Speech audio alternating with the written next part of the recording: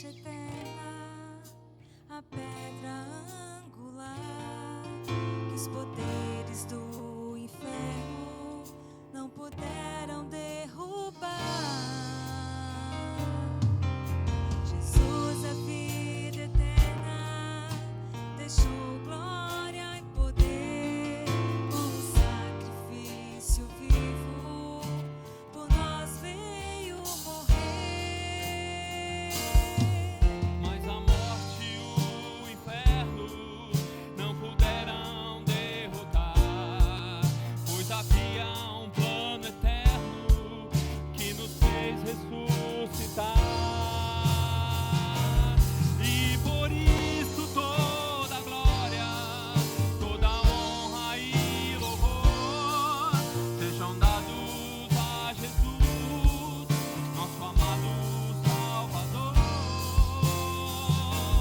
E por isso toda a glória, toda a honra e louvor sejam dados a Jesus, nosso amado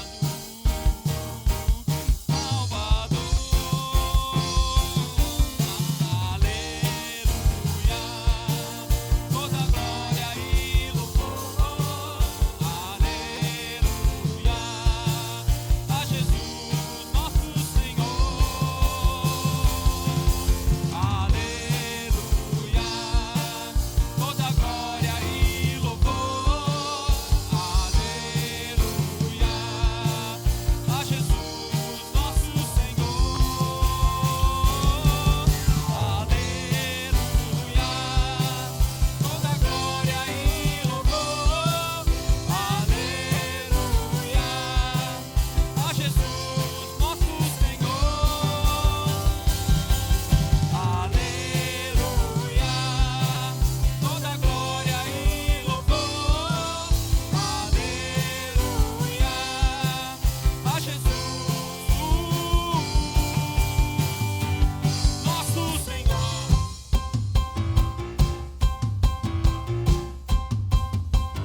Nosso Senhor.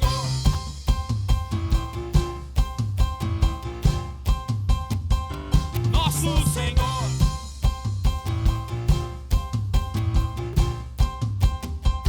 Nosso Senhor.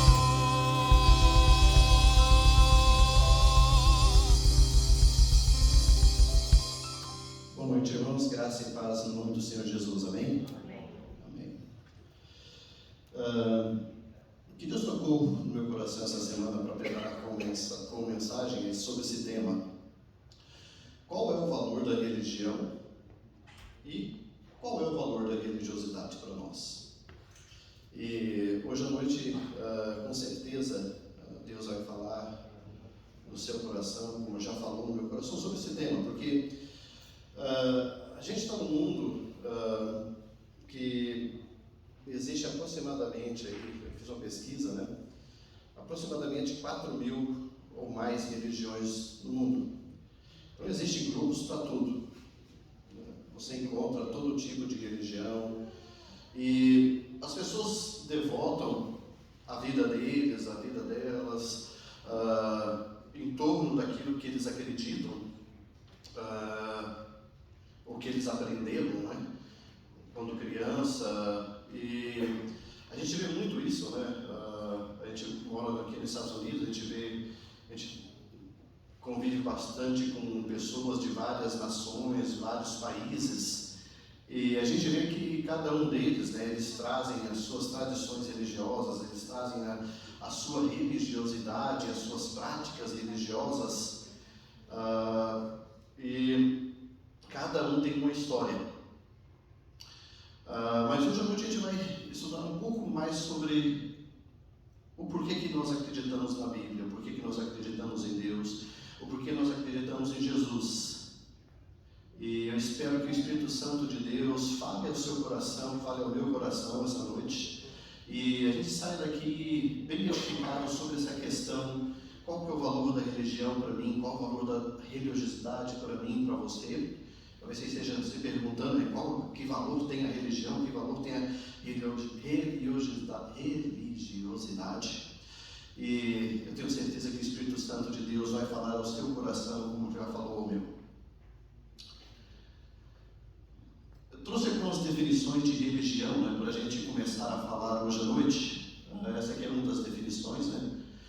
religião é uma fé, uma devoção a tudo que é considerado sagrado. É um culto que aproxima o homem das entidades a quem estão atribuídos poderes naturais, né? Então, essa é uma definição bem popular do que seja religião, né?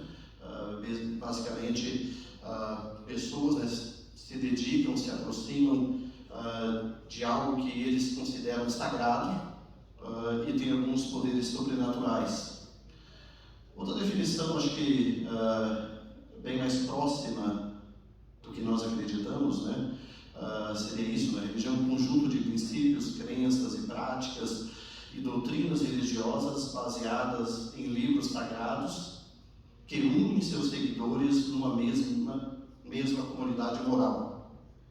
Então, são definições que, se você fazer pesquisa no Google, lá você vai ver essa definição e, no nosso caso, né, em caso de muitas religiões, eles acreditam nessa questão dos seus livros sagrados, dos ensinamentos dos seus fundadores, né? Sempre, a maior parte das religiões tem um livro sagrado e as pessoas tentam viver em torno daquilo que os livros, os ensinamentos dos livros trazem para as pessoas. E nesse caso, o nosso também. Nós temos a Bíblia, né? Nós consideramos a Bíblia como a nossa regra de fé, traz os mandamentos de Deus, as orientações de Deus para a nossa vida, e nós seguimos o que a Bíblia diz em comunidade, né? A comunidade seria a igreja, e nós seguimos juntos tentando buscar entender o que o livro sagrado traz para a gente, o que a palavra de Deus traz para a gente, buscando nos aproximar do nosso Deus. Eu trouxe também uma definição de religiosidade, né, para a gente entender religião e religiosidade.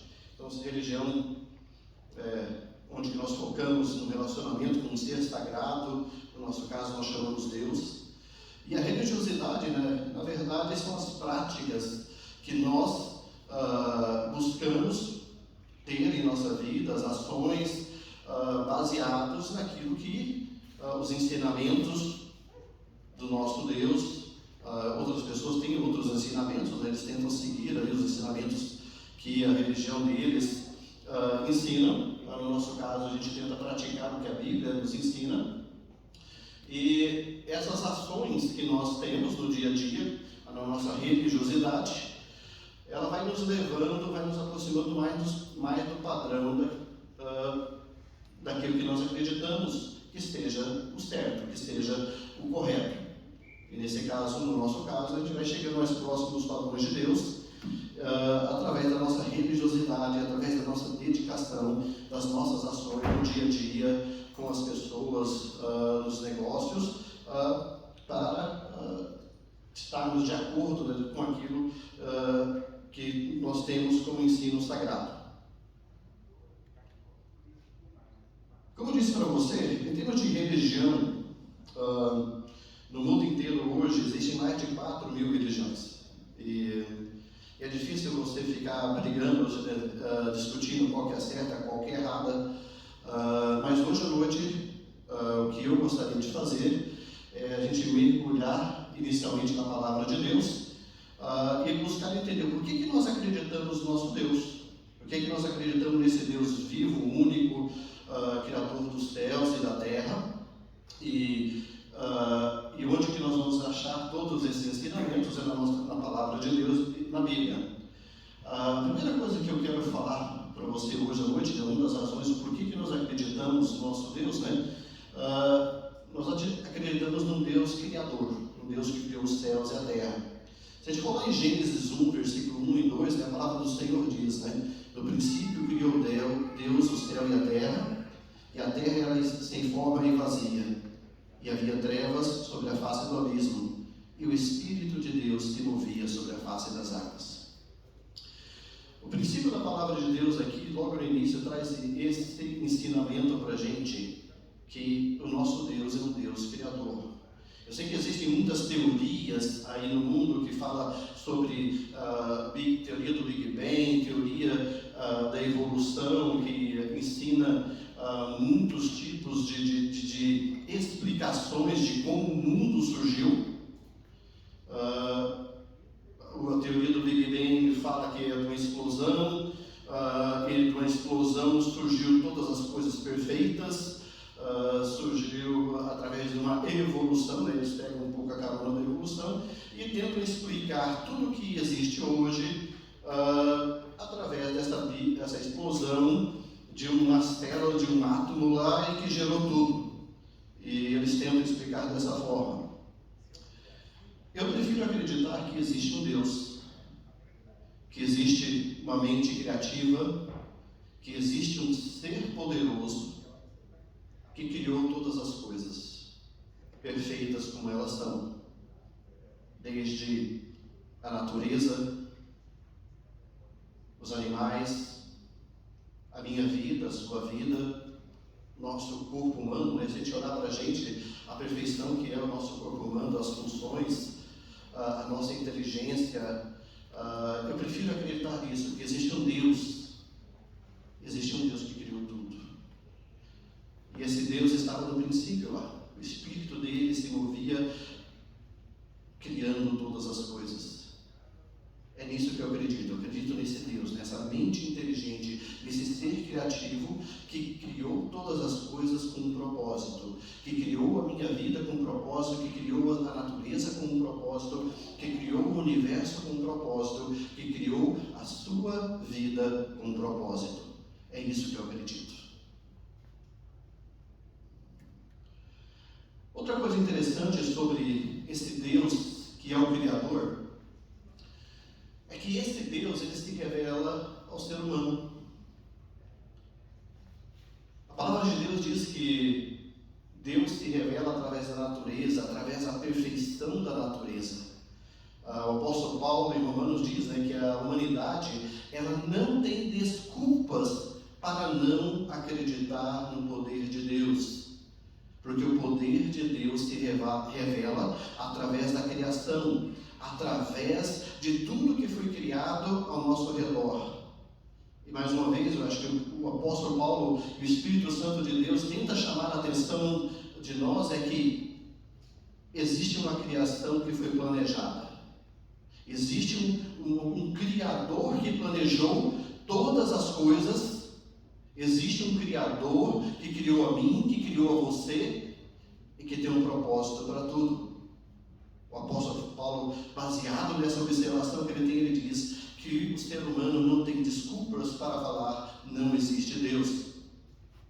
E esse Deus, através da história, ele foi se revelando ao ser humano, né? Quando a gente lembra lá da experiência de Abraão, Deus se manifesta a Abraão, chama Abraão e dá uma promessa para ele e fala para Abraão, sai da sua terra, sai do meio da sua parentela, eu tenho uma promessa, eu vou te abençoar, eu vou te dar filho, eu vou te dar uma geração inteira, vai vir depois da sua semente. E nós lembramos bem da história, né? Abraão já tinha ali os seus 70 anos quando ele recebe essa promessa de Deus. E a palavra de Deus diz que Sara, a esposa de Abraão, já não podia conceber filhos. Mas esse Deus que se revelou a Abraão, mesmo contra todos os fatores contrários à natureza do corpo humano que acontecem, pouco tempo depois, uns 20, 30 anos depois, Sara fica grávida, tem um filho e da descendência de Abraão nasce o povo judeu, o povo de Israel. Mais à frente, quando esse povo, essa nação, essa descendência de Abraão está lá no Egito, sendo escravos, o que acontece com eles? Eles começam a clamar a Deus e falar, Senhor, nos liberta aqui. Eles começam a lembrar das histórias que Abraão contava, que o Isaac contava, que o Jacó contava sobre a manifestação desse Deus, e eles começam a clamar a Deus, e a palavra de Deus diz que Deus ouviu o clamor do povo dele, e está lá Moisés pastoreando as suas ovelhas, perto de uma montanha, e Deus se manifesta a Abraão. E quando Deus se manifesta a Abraão aqui, a Moisés pergunta a Deus: mas Senhor, eu sei que o Senhor está me chamando, o Senhor está me enviando para libertar o seu povo do Egito, mas eu vou em nome de quem? E a palavra do Senhor diz aqui uma coisa muito interessante: disse Deus a Moisés: eu sou o que sou. Eu sou o que sou. E é isto que você dirá aos israelitas: eu sou, me enviou a vocês. A palavra de Deus aqui nos mostra que existe um Deus que ele se revela dentro da história da humanidade. Ele se revelou aqui, nesse caso, a Moisés. E esse grande eu sou, né? A palavra de Deus diz: o grande eu sou, nosso grande Deus, que criou todas as coisas, que planejou todas as coisas, ele vai se revelando devagarzinho na humanidade, através de pessoas, para específicas pessoas, para construir uma história que tenha sentido.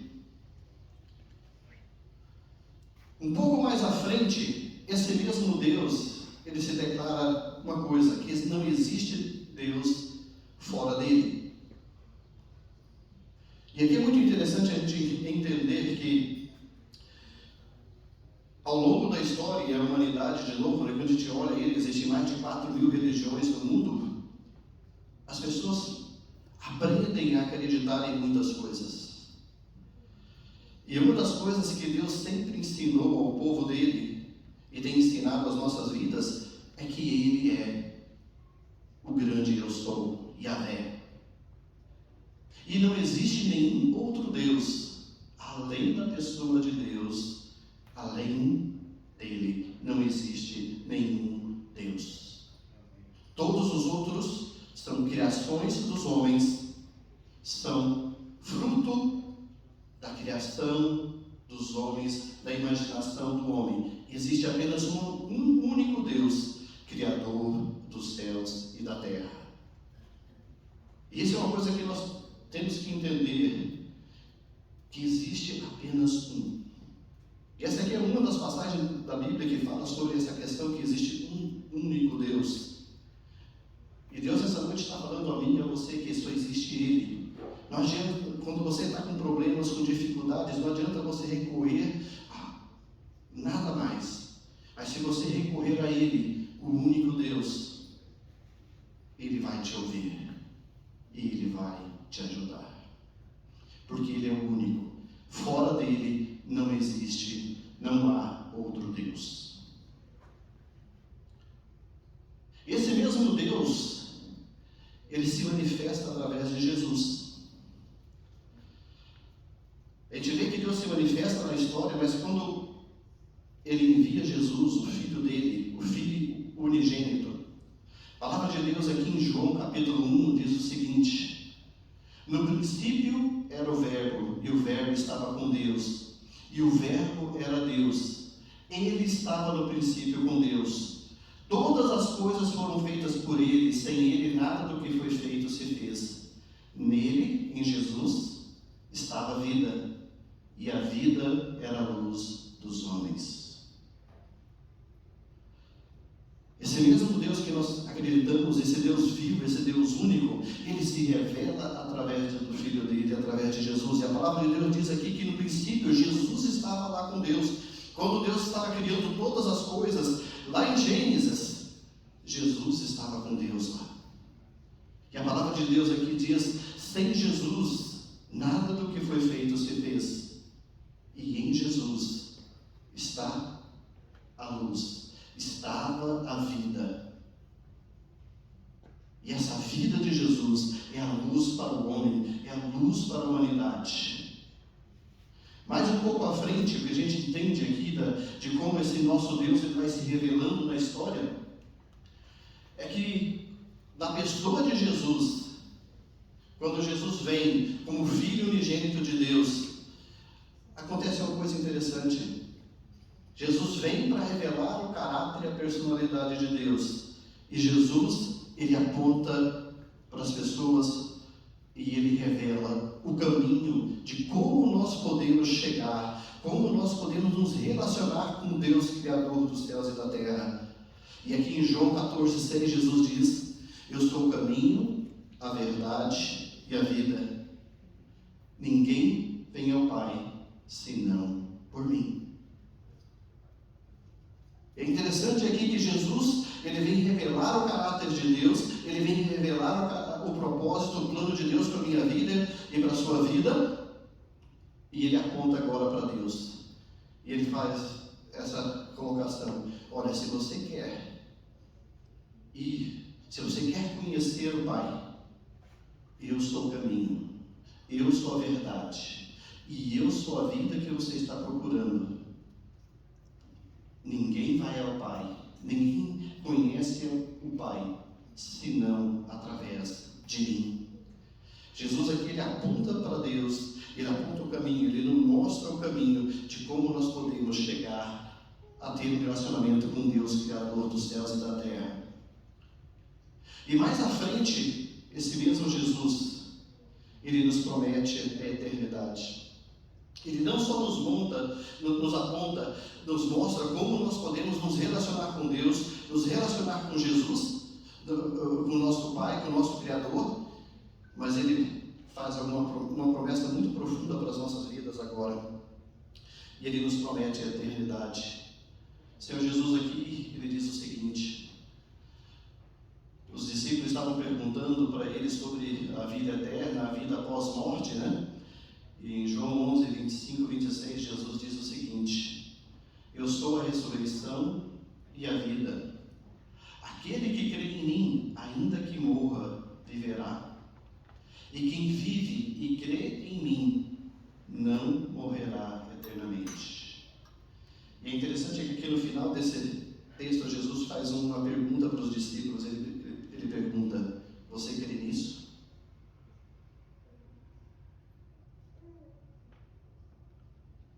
Jesus aqui, ele nos faz uma promessa de vida eterna. Ele nos faz uma promessa de viver eternamente ao lado do Pai, como o caminho, a verdade e a vida.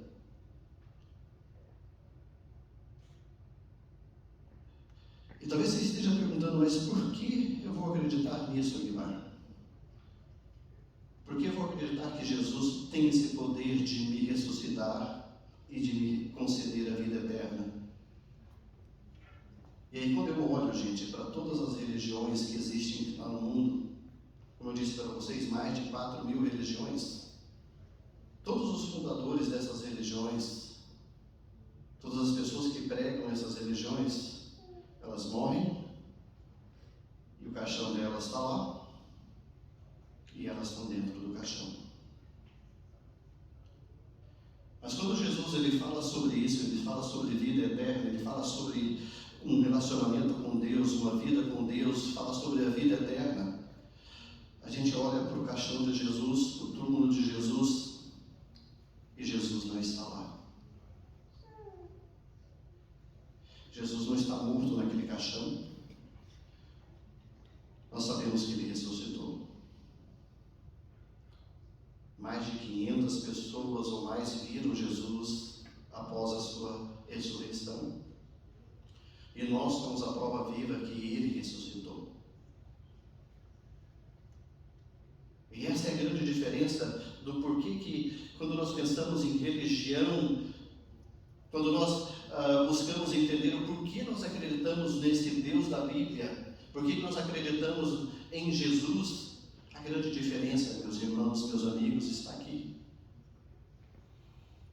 O nosso Deus é um Deus vivo, o nosso Salvador, ele morreu, mas ele ressuscitou. E ele está vivo hoje, ele não está no caixão mais. E quando ele faz essa promessa aqui para os discípulos, e ele faz essa pergunta: você crê nisso? Porque Jesus estava naquele momento perguntando aqueles discípulos dele, as pessoas que estavam ouvindo ele: olha, vocês já ouviram sobre muitas religiões, vocês ouviram sobre diversos deuses, mas eu tenho uma promessa Você acredita nisso? Você acredita que um dia você pode estar comigo, ressuscitado ao lado do Deus Pai?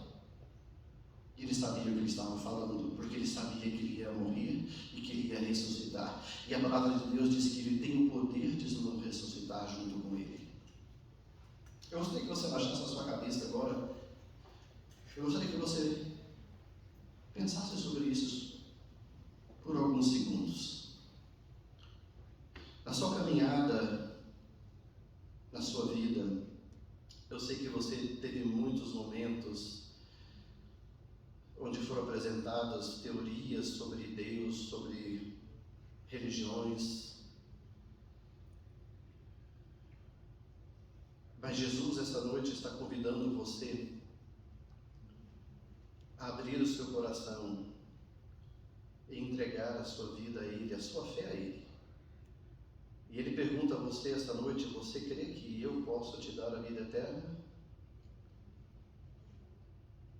Jesus está fazendo essa pergunta para ti. E eu quero te dizer que Jesus, Ele pode te dar a vida eterna. Ele pode te dar perdão dos seus pecados. Ele pode ser esse Deus vivo que tem um plano para a sua vida, que te criou com um propósito. E se você nunca fez uma oração entregando a sua vida a Jesus, eu gostaria que você nesse momento repetisse essa oração comigo. Senhor Jesus, eu acredito que o Senhor tem um plano para a minha vida. Eu acredito que o Senhor me ama. E eu quero entregar a minha vida para Ti. E eu quero Te adorar verdadeiramente. Peço que o Teu Santo Espírito entre na minha vida. Tome o meu coração para que eu possa ser um adorador verdadeiro. No nome de Jesus. Amém. E é muito importante, gente, a gente entender isso. O título da mensagem de hoje é sobre isso. Qual o valor da religião? Qual o valor da religiosidade para mim e para você? E eu quero te dizer que religião e religiosidade não tem valor nenhum se você não acreditar no Deus verdadeiro. Não tem valor. Se você acredita em algo que não é vida, que não te traz vida, que não te traz a promessa da vida eterna, não tem sentido. E hoje a gente vai agora então um pouco mais profundo aqui sobre essa questão de religião e religiosidade. Senhor Deus me levou a passagem aqui de Amós.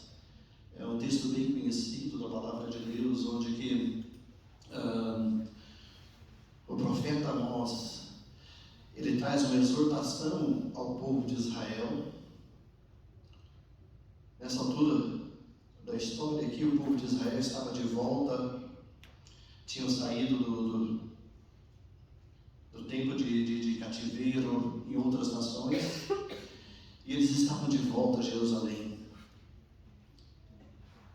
E Deus levanta o profeta Amós para trazer uma palavra de exortação ao povo, e assim diz a palavra de Deus: odeio, desprezo as vossas festas e as vossas assembleias solenes, não me exalarão bom cheiro.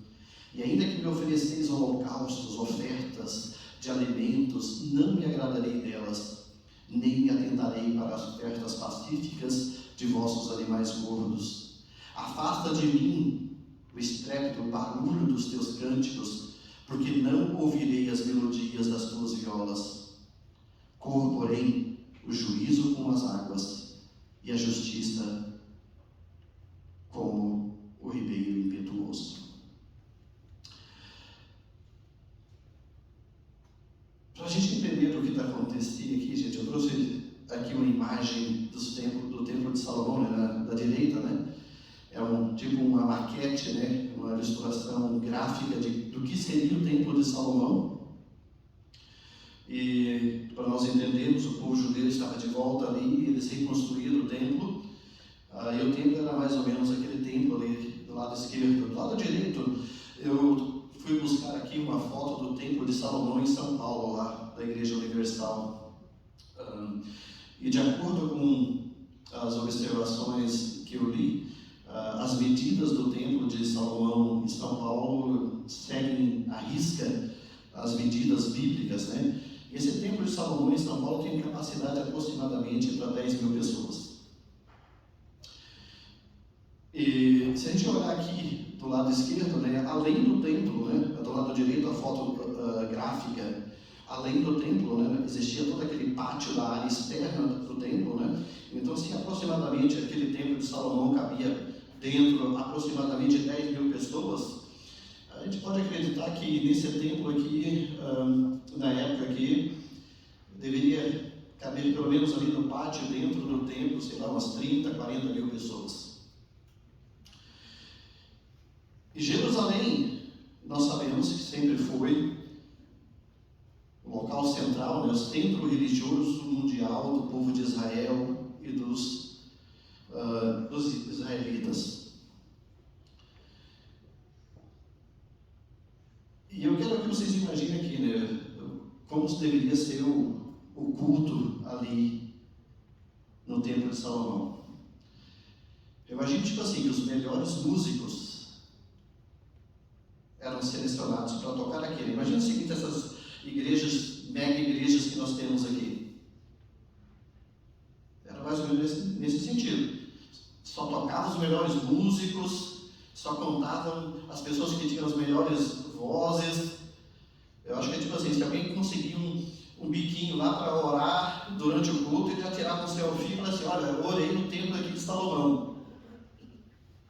Porque era uma coisa grandiosa para os judeus. Mas quando a gente lê aquele texto de Amós ali, a gente vê que Deus ele começa a falar algumas coisas interessantes do que estava acontecendo. Nem toda aquela pompa, nem toda aquela quantidade de gente, nem todo o ouro que havia naquele templo, nem todo o luxo, nada daquilo tinha valor para Deus.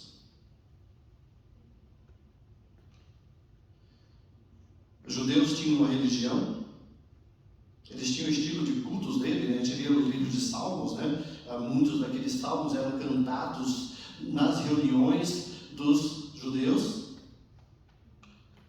Mas o que Deus chama a atenção nesse texto, gente, é que existiam falsos adoradores. Quando Deus fala aqui, olha, afasta de mim o barulho dos seus cânticos, porque eu não ouvirei.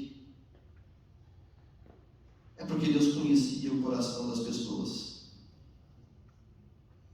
Deus sabia que o coração das pessoas não era um coração sincero diante dele. Deus sabia que as pessoas viviam o tempo inteiro fazendo coisas erradas, e chegava no dia da adoração, eles iam ao templo, sacrificavam, ofereciam lá os animais para sacrifício a Deus, cantavam as melhores músicas, faziam as orações mais lindas do mundo, mas era tudo falso. E Deus fala: eu não estou ouvindo nada disso, não tem valor nenhum para mim. E o que Deus chama a atenção nesse texto aqui, ele fala o seguinte: olha, primeiro vocês têm que consertar a sua vida. Deus chama o povo a um conserto de vida. Ele diz: corra, porém, o juízo como as águas e a justiça como o ribeiro impetuoso. Porque ele sabia que as pessoas estavam errando, que as pessoas estavam cometendo erros diariamente. E o problema não é cometer erros, gente. O problema é cometer erros e pensar que você vai na presença de Deus e vai estar tudo bem. Nós cometemos erros também. Nós fazemos coisas erradas. Só que o Espírito Santo de Deus me chama me arrepender dos meus erros, dos meus pecados, daí então eu entrar, a minha adoração vai ser aceita por Deus. Não adianta todo luxo, não adianta toda a música perfeita, não adianta nada se nós não tivermos um conserto com Deus. Se a gente não buscar o arrependimento dos nossos erros em Deus e reconhecermos que temos erros, e aí sim pedirmos perdão, e aí sim adorarmos a Deus. Não adianta, gente, um grande teatro. Se é falso, não tem nenhum valor para Deus. Outro texto que diz, que nos chama a atenção sobre o estilo de adoração é Mateus 7, 22 e 23. A palavra do Senhor diz: muitos me dirão naquele dia, Senhor, Senhor, não profetizamos nós em teu nome, em teu nome não expulsamos demônios e não realizamos muitos milagres? Então eu lhes direi abertamente, claramente, nunca os conheci. Afastem-se de mim, vocês que praticam o mal. O que Jesus está chamando a atenção aqui, gente, é sobre o ativismo religioso, que também não tem nenhum valor para Deus. Uma falsa religiosidade também. Mas o que Jesus está nos chamando também a atenção aqui, eu quero que você grave muito isso no seu coração, é as motivações. Quais são as motivações que te levam a estar na casa de Deus, adorando a Deus e servindo a Deus? O que Jesus chama a atenção aqui na motivação dessas pessoas aqui, que é a motivação delas, e Jesus está falando do presente e ele estava enxergando o futuro, ele estava enxergando os nossos dias de hoje. E Jesus sabia que existiriam pessoas que estariam pregando no nome dele, que estariam congregando na casa de Deus, que estariam fazendo coisas em nome dele, que estariam pregando, expulsando demônios, fazendo milagres em nome de Jesus, mas com motivações erradas. Muitos buscando poder, e hoje a gente vê muito em muitas igrejas que se chamam igrejas hoje, muitas pessoas buscando dinheiro, fama, sucesso, liderança, status, posição, o que seja. Só que Jesus chama a atenção, a minha atenção, a sua atenção sobre as motivações. O que me leva a estar na igreja?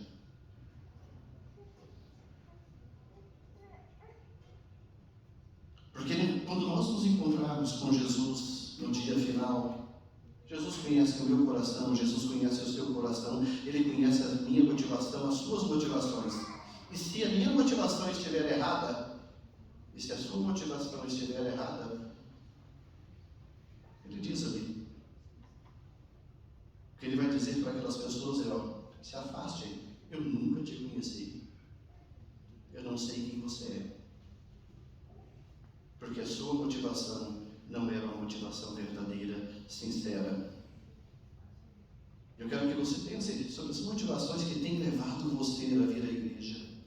Eu espero que sejam as motivações corretas. Motivações onde você quer adorar o Deus vivo, você quer servir ao Deus vivo. E queira Deus que nem eu nem você nós estejamos naquele grupo de pessoas quando Jesus disser aquela frase, e aquela frase vai ser ouvida por muitas pessoas. Nunca os conheci.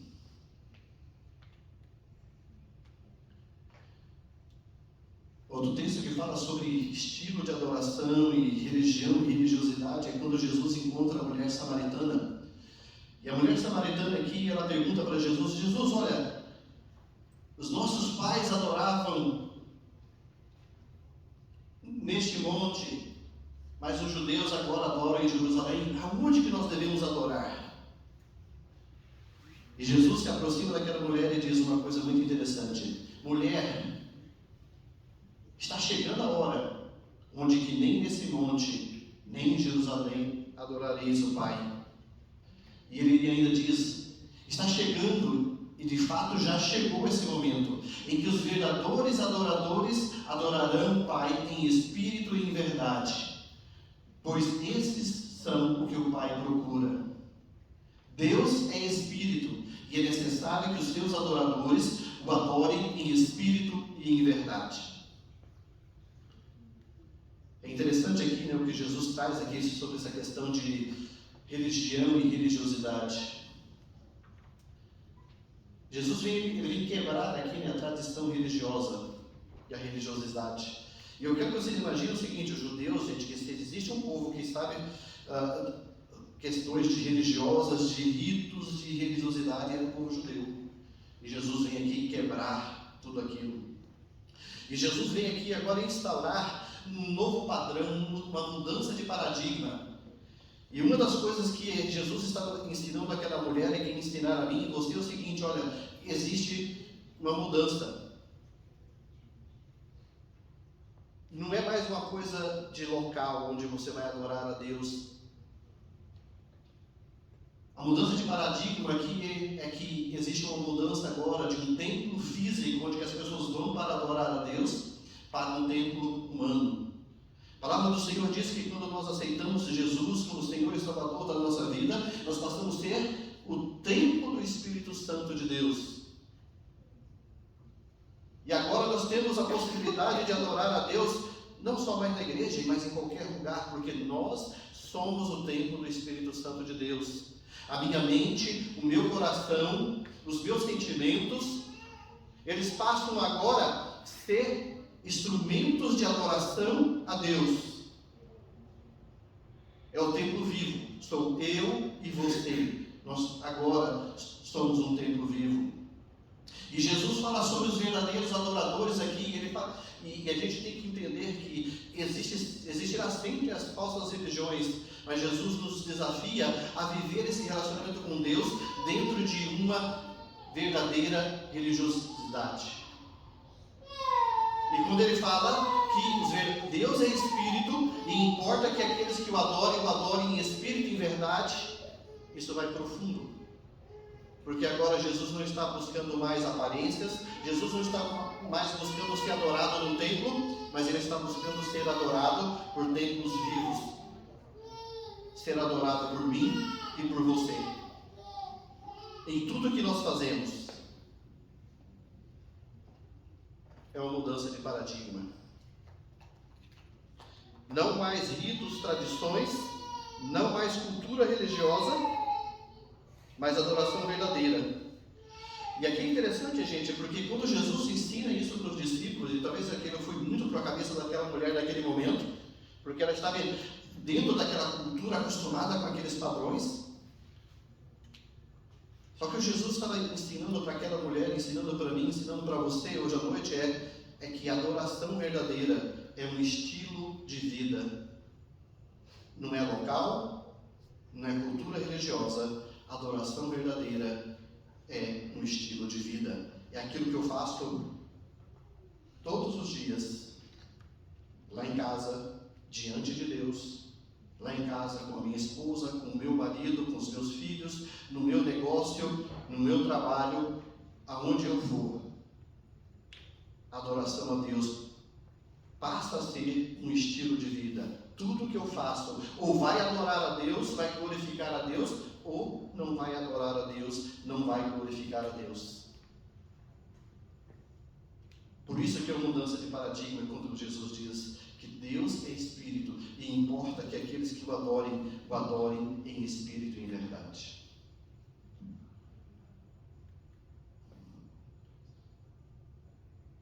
Então, qual é o valor da religião? Qual é o valor da religiosidade? Para mim e para você? Eu quero ir concluindo essa mensagem dizendo o seguinte, que o valor da adoração, da religião, da religiosidade, primeiro depende do Deus que é adorado, do Deus que você adora. Se eu ou se você, nós estivermos adorando um Deus errado, um Deus falso, uma religião ou a religiosidade, porque é algo falso. A religião e a religiosidade também depende do adorador.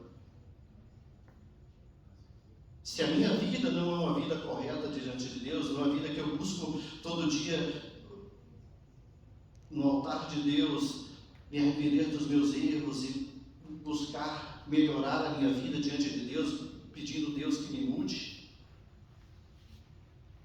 Adoração não adianta, gente. A gente vir aqui no sábado e no grupo pequeno, se eu não busco em Deus uma mudança de vida, se a minha vida não está certa, se as minhas motivações forem erradas como adorador, também não adianta nada. E se eu não adoro a Deus em espírito e em verdade, também religião e religiosidade não tem valor nenhum. Em resumo, meus irmãos, temos de religião e religiosidade, se o que eu estou fazendo é errôneo, se as minhas motivações, a minha vida e a minha adoração não é verdadeira, não tem valor nenhum para Deus. Mas se no meu coração, no seu coração existem as motivações corretas, se mesmo cometendo erros, nós buscamos a presença de Deus, nós pedimos perdão a Deus, nós buscamos seguir a Deus, mesmo sabendo que somos falhos, e se a nossa adoração, mesmo sabendo que nós somos imperfeitos, a gente chega aqui e a gente abre o nosso coração, a gente rasga o nosso coração diante de Deus, e é uma adoração em espírito e verdade, a religião, a religiosidade tem valor eterno, porque vai nos levar à eternidade. A palavra do Senhor em Apocalipse 22, 12 a 14 diz o seguinte: eis que cedo venho, e o meu galardão está comigo para dar a cada um segundo a sua obra. Eu, Jesus, sou o Alfa e o Ômega, o princípio e o fim, o primeiro e o derradeiro. Bem-aventurado aqueles que guardam os meus mandamentos, para que tenham direito à árvore da vida e possam entrar na cidade pelas portas. A palavra do Senhor aqui nos diz algo muito profundo. Eu quero que você pense sobre isso. Que nós temos a chance e a oportunidade de estarmos hoje aqui adorando o Deus verdadeiro, com as motivações corretas, buscando um conceito de vida diário, tentando adorar Deus em espírito e em verdade, para um dia podermos entrar pela cidade, na cidade eterna, através das portas. E possamos ter direito à vida eterna através de Jesus Cristo. Não através dos nossos esforços, mas através de Jesus. Eu quero terminar essa mensagem hoje à noite pedindo ao Espírito Santo de Deus, ao Espírito do Deus vivo, que nos conduza a viver uma vida, a uma religião e a uma religiosidade verdadeira. Não existe nada errado com religião e com religiosidade, desde que seja praticado de uma forma verdadeira diante do nosso Deus vivo. Amém? Vamos baixar as nossas cabeças, vamos orar nesse momento. Senhor Deus, em nome de Jesus, eu quero te agradecer, porque a tua palavra, Deus, nos ensina a sermos adoradores que te adorem em espírito e em verdade. E no nome de Jesus Cristo, Deus, essa noite eu quero orar, Pai amado, pela tua igreja, abençoando a tua igreja, pedindo, Pai amado, que cada pessoa aqui esta noite possa sair daqui hoje transformado pelo poder do teu Santo Espírito. Espírito Santo de Deus, me guia a ser um adorador verdadeiro. Guie os meus irmãos a serem adoradores verdadeiros, que glorifiquem o teu nome. Em nome de Jesus, abençoa a tua igreja.